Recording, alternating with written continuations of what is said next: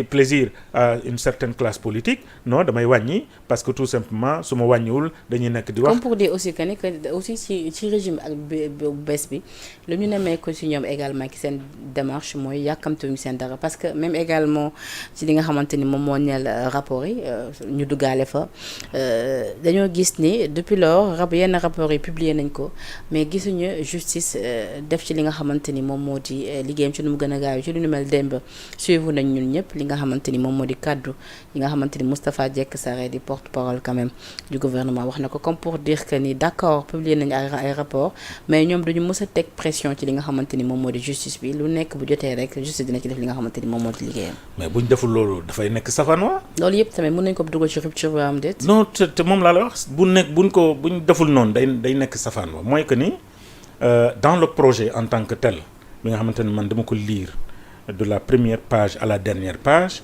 dafa bokk ci li nga xamante ne moom mooy la réforme de notre justice ci réforme boobu dañ ne aujourd'hui la justice doit être indépendante am son pouvoir mais que l'exécutif reste dans son pouvoir de exécutif loolu nag boo ko waxee après nga jël nguur nga def leneen nga mettre la pression sur la justice mettre la pression sur en tout cas l'appareil judiciaire jàpp naa ne da ngay def comme ñeneen ñu doon def ñëpp gis nañ président Macky Sall nu mu gouverner le pays pendant 12 ans c'était lui le juge c'était lui le procureur c'était lui qui condamnait c'était lui qui libérait c'était lui il était tout donc loolu rupture la ñu wax donc munoo ñëw tey au pouvoir nga ne yow da ngay mettre la pression sur la justice sur des questions yoo xamante ne c'est des questions juridiques donc jàpp naa ne Sarré lu mu wax en tant que porte-parole je suis entièrement en phase avec lui que aujourd'hui dañoo war a bàyyi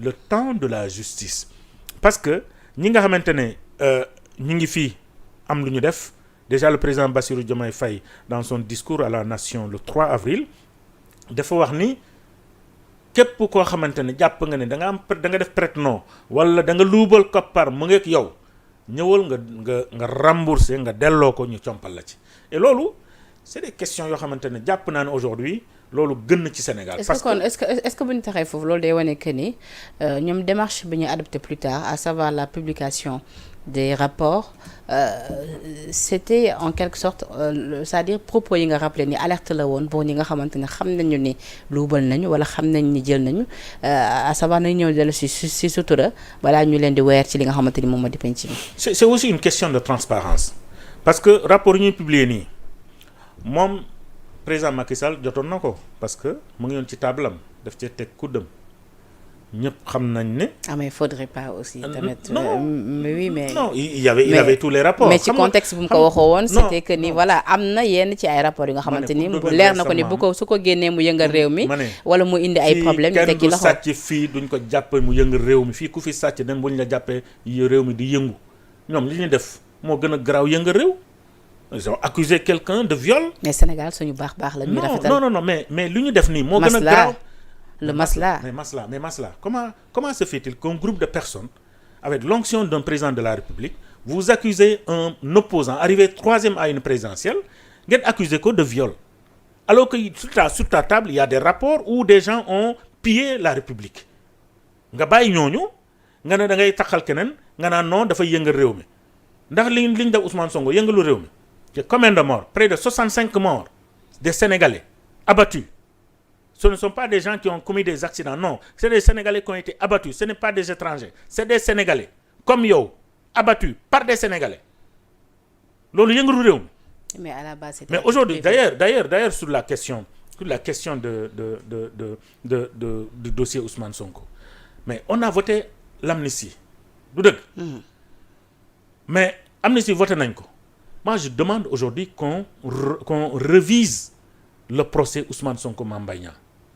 Parce que li ci xew. le procès Ousmane Sonko Mame Mbaye Niang ou le procès Ousmane Sonko Adji Sarr? Non, procès Ousmane Sonko Mame Mbaye Niang parce que il est clair, la plupart des victimes c'est le procès Ousmane Sonko Adji Sarr. Il faut Sénégalais bàyyi ci xel. Mais est-ce toujours possible? Non, c'est possible parce que une condamnation a été rendue. Mais le procès peut être révisé. C'est un procès. qui peut être révisé, qui n'a rien à voir avec les manifestations politiques. mais ma defoon usé nañu seen voie de recours yëpp. non man de dama ne mën nañ ko réviser. parce que rendre nañ décision bi. après quelle que soit la décision un procès peut toujours être révisé. Aujourd'hui Karim Wade demande à ce qu'on révise son procès, c'est ce qu'il demande. Khalifa Sall demande qu'on révise son procès. Aujourd'hui, je demande la révision du procès Ousmane Sonko Mame Mbaye Niang parce que aujourd'hui Mame Mbaye Niang c'est l'ennemi numéro 1 de la République du Sénégal. Je pense qu'aujourd'hui, il ne devrait pas être libre, il devrait être arrêté. Pourquoi? Émis de manière imminente parce que ce qu'il a commis dans ce pays est excessivement grave. Qu'est-ce qu'il a commis? Aujourd'hui, les différents rapports aujourd'hui confirment Ousmane Sonko. Comment ça? Oh, mais qu'est-ce que j'en dis? Qu'est-ce que Ousmane Sonko a? Est-ce que pré-rapport et rapport, quelle est la différence? C'est comme si quelqu'un qui muy xaar train baa ngi ñëw train moom mu ngi xaar gare. Le train va arriver en gare, il va prendre le train. Mais d'accord, mais le pré-rapport, il n'est pas arrivé. Mais le rapport mais li ñu mën a gis également ci rapport yi mooy d'accord rapport existé nañu mais gisuñu également ci rapport yi fu ñu notifier clairement que ni. sàcc am na ci waam déet. Mame Mbaye Niang moom ci boppam moom moo ko wax di moom moo ko d'accord moom d'accord na que le rapport existe, que le rapport bien sûr l'a épinglé. Oui. Aujourd'hui les rapports l'ont épinglé et on voit pourquoi et on comprend véritablement xam nga bi ma gisee Pape Malick Ndour mu ngi doon agité wu je n'avais rien compris. J'ai dit mais est-ce que c'est un responsable de l'APR qui s'agitait? Est-ce que c'est un ministre de la jeunesse qui s'agitait? Ou est-ce que c'est un ami de Mame Mbaye Niang qui s'agitait? C'est parce qu'il est trempé. Je viens de comprendre, c'est parce que dans le rapport, il est cité dans le rapport.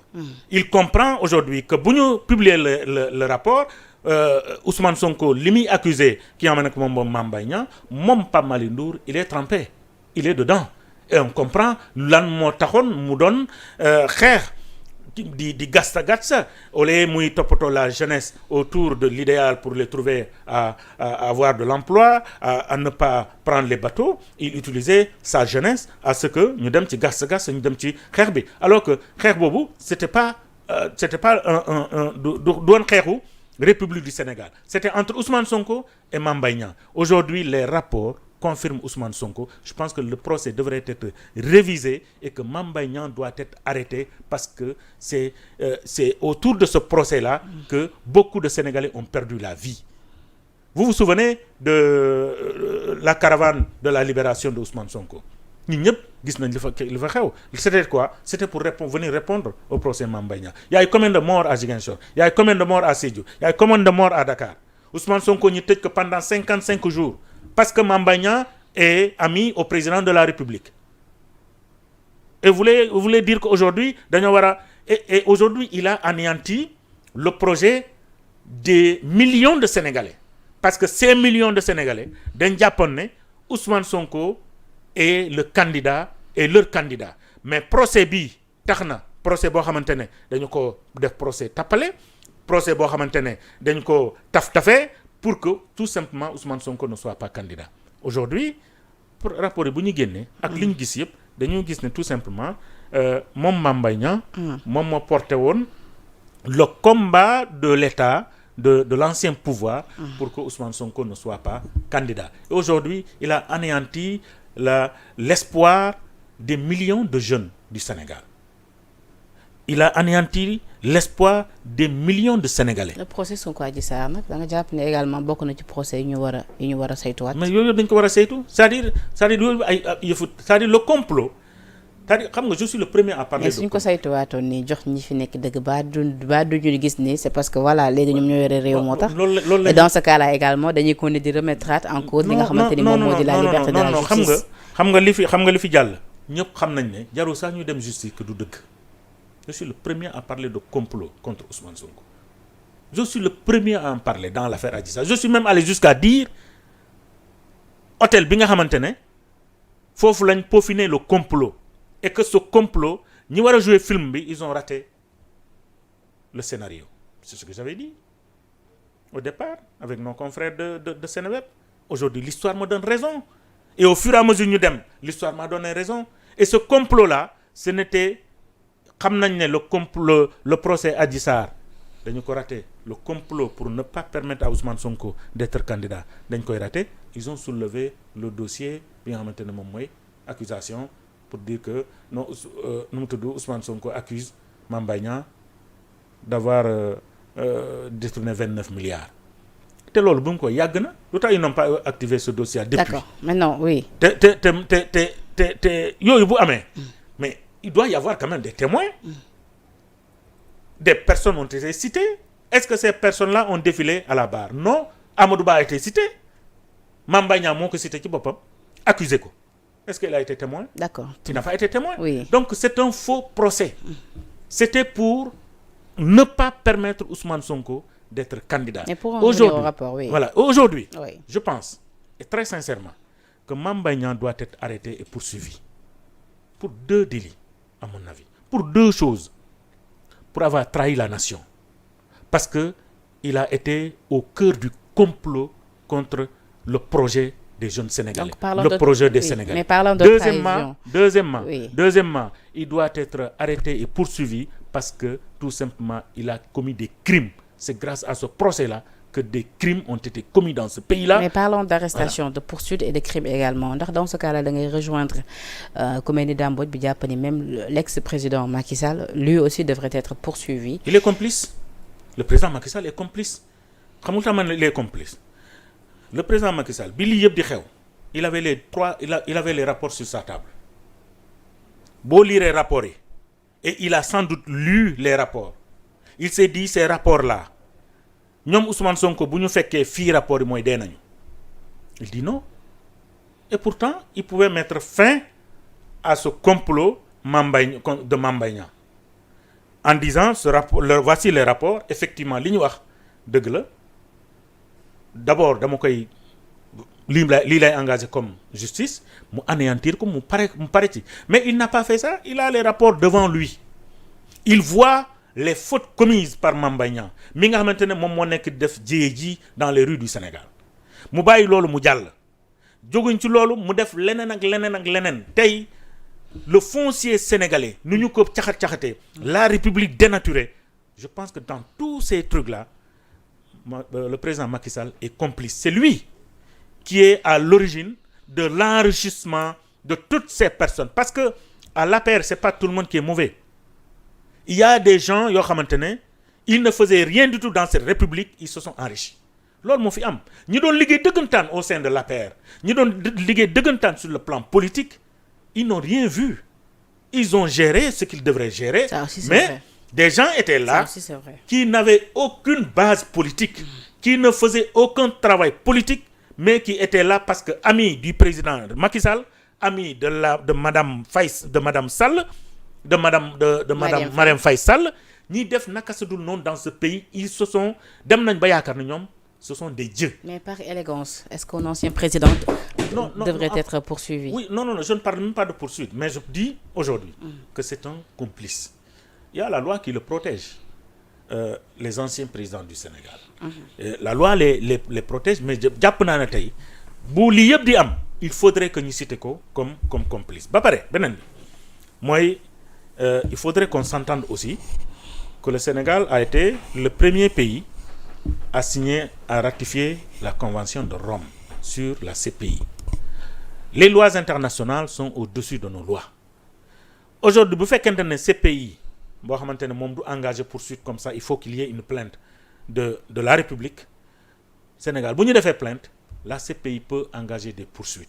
Et ces poursuites, ça va être contre le président Macky Sall et ses complices. Dans ce cas, la plainte boobu ci fàttali boobu noonu ñu déposé woon ca CPI. Bon, par les Juan Branco et autres. Je ne sais pas. Je ne sais pas si il y a eu plainte ou non. Mais jàpp naa ne bu amee plainte, la Cour pénale peut agir. Et kenn du ko teree agir. C'est pas ay comment ça s'appelle ay amnistie, loi d'amnistie, insurrection moo koy tere. Non, ça yëfu caaxaan la. Jàpp naa ne ils ont en fait le président Macky Sall il a protégé les bandits, ces bandits de la République dem yoonam. Mooy que lan, il a créé la loi sur l'amnistie, ensuite il a tout fait pour éliminer la CREI. Parce que CREI bu ñu ko éliminé wul woon tey il était facile, très facile aujourd'hui d'arrêter très rapidement des gens yoo xamante ne amuñu woon dara démb. Aujourd'hui ils sont des milliardaires. Tey suuf boo laal ñoom ñoo fa nekk. Tey suuf boo laal Sénégal mu riche boo génnee kayit bi naal ne diwa ngi ci kenn mënu ko dindi. Les problèmes soucis. Grand. beneen problème a ngi noonu également. problème bu rëy c'est nga un xamante scandale. ni oui ce nouveau régime moom quand même a du pain sur la planche parce que dafa nekk problème bu yàgg existé tey ñoom ñu ñëw bëgg ko résolver gis nga également biñ ne ñoxar njaay rek wax suuf si ñëpp dañoo tëb jóg. gis nga également li ñu ci découvrir yëpp gis nga li ñu wan ci ay images les dambooc les Clédor Sène et autres également découvertes yi ñu ci amal gis nga également un Madiambal Diagne bi nga xamante ni démb mu ngi leen di féliciter parce que jàpp na ni nguur bi dafa dellu ginnaaw ci li nga xamante ni moom moo di décision di suñu doyen loolu yëpp tey jii ban gis-gis nga ci am aussi. nguur gi dellul benn yoon ginnaaw xam nga kuy yor du soxat nañu jàpp ne nañ dem nañu ñoom nañ toog foofu ñu naan ay nguur gi dafa mais gis nga mais gis nga ko mu leen di féliciter. gis nga ko moom Madiambal.